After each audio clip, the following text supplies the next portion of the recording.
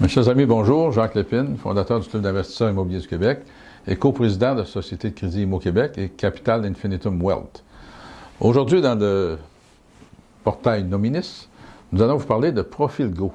Comment faire des recherches sur des entreprises en construction, sur les historiques. Je suis un peu perdu. Marc, peux-tu m'expliquer exactement qu'est-ce que ça fait ProfilGo? On a bâti quelque chose un petit peu trop sophistiqué. ProfilGo, c'est une façon d'avoir un portrait provincial complet d'un entrepreneur du domaine de la construction dans lequel on inclut tant ses investissements, ses financements que ses recours immobiliers. Mais on a ajouté à ça tout le volet judiciaire. Donc, dès qu'une entreprise du domaine de la construction doit prendre une procédure légale pour se faire payer d'un débiteur quelconque, parce que l'hypothèque légale de construction a rendu là où elle est rendue, ou pour une raison quelconque, elle entreprend une poursuite judiciaire, ou au contraire, elle est poursuivie, c'est inclus dans notre rapport ProfilGo pour permettre à notre client qui a l'habitude de faire une analyse de risque sur son sous-traitant, sur son contracteur général, ou quel que soit le joueur du domaine de la construction qui l'intéresse, de pouvoir avoir pour un prix carrément dérisoire un rapport complet.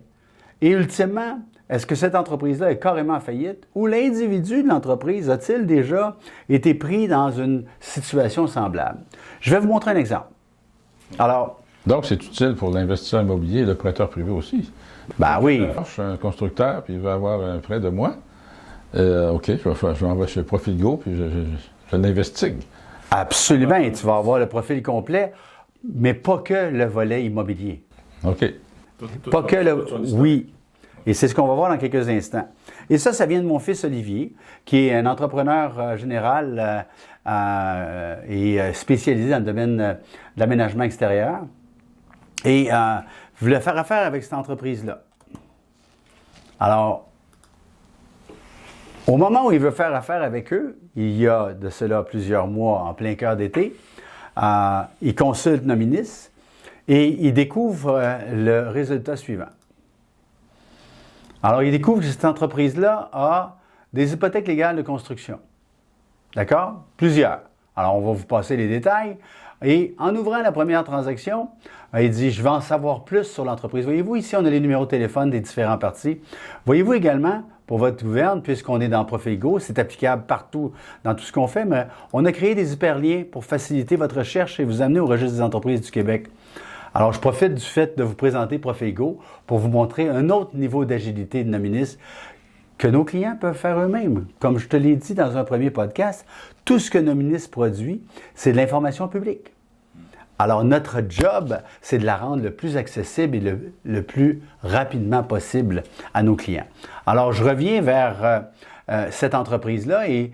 C'est pas un bruit de confidentialité. Absolument pas. Public, c'est important de mentionner. Le numéro de téléphone, on l'a trouvé sur Dr Google. On a trouvé l'information à partir de données publiques. Notre job, notre mission, c'est de rendre cette information-là le plus complète pour qu'elle soit un tout en un. C'est ce que nos clients nous disent. Avec Nominis, on trouve tout dans une seule plateforme. Alors, c'est important ce que tu viens de mentionner là. Dans une seule plateforme. Dans une seule plateforme.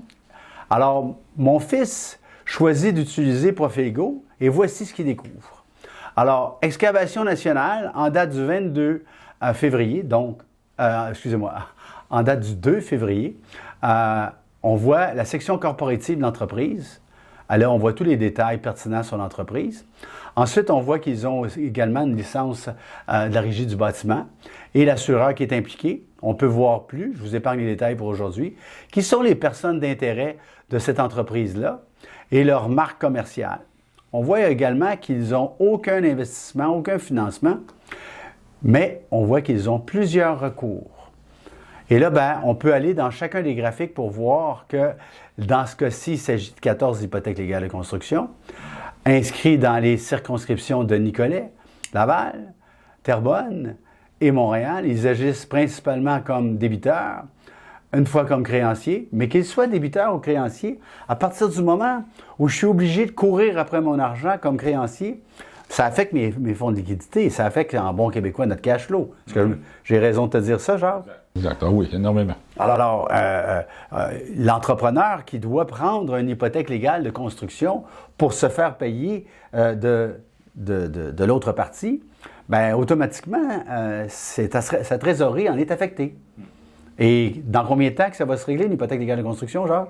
Ça peut être très long. Ça peut être très long. Très, très long. Alors, on veut voir un rapport sommaire, mais on est curieux, on va aller en détail. Et là, bien, on revient vers une structure de données où on peut voir tout le détail des transactions.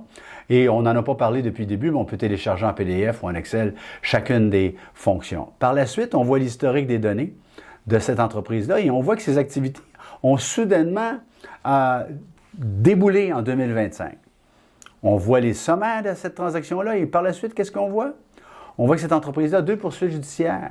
Et là, on a accès à l'information et on peut voir le détail de la transaction ainsi que le numéro de primitif pour pouvoir aller chercher le détail de ce qui a été écrit auprès de la source originale qui est Sokige.